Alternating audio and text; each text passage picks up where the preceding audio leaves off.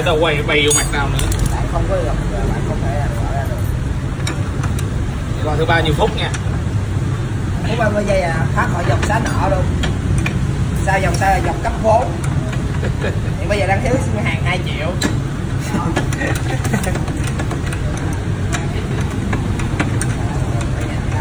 Chắc chắn là xá chắc rồi.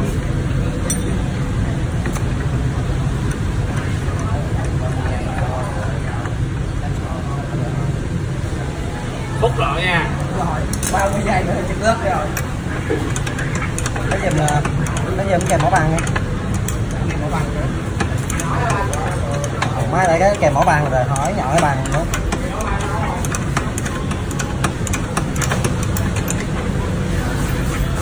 Nó tương yếu là có cái xa nọ luôn.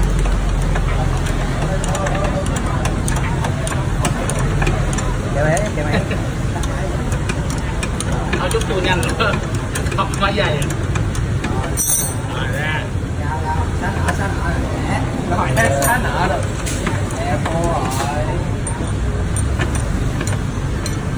Cái này là gắn vô liền luôn chứ không có chế cháo gì hết đó. Đang gắn vô luôn. Chế cháo, chế chiên.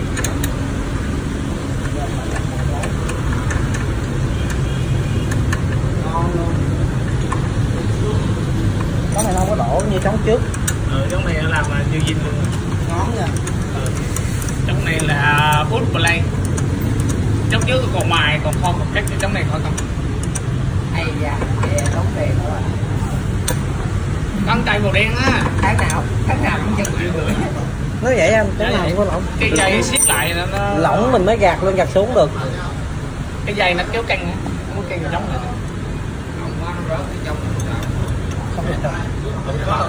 Đó là so giữa. Cái lỗ này của anh là vô nó phải rơi lỗ này.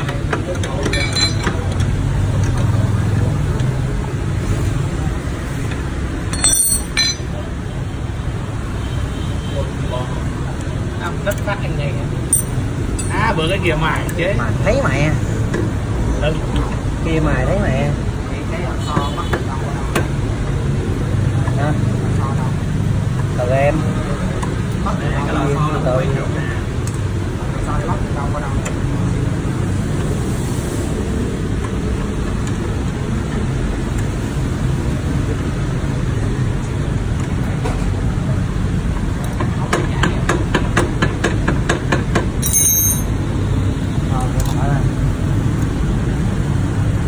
Mở lên hả? Mở ra mới vô được này. Lấy kim bấm đi. Lấy kim bấm. Đây còn xước ấy nha.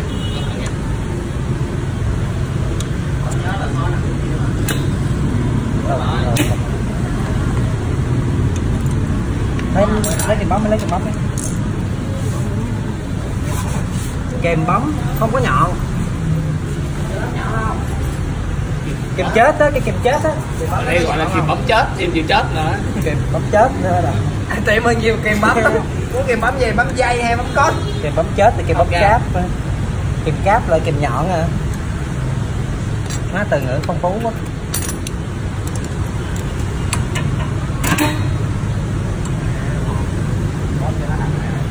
Yếu lên xíu nữa. Rồi ok. Cái này là phải mở ra mới bắt đầu. Cái này vậy bữa đó anh lấy cái này nè. Em mua cái lò xo titan. Lấy chai R7 á. Lấy chai R7. Rồi xong rồi. Xong.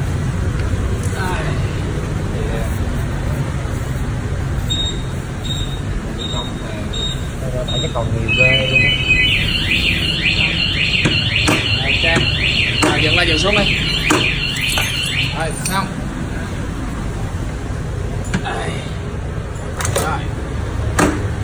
Rồi đúng đẹp. Ngon vậy? Đứng xe. Ngon quá vậy? Rồi xong.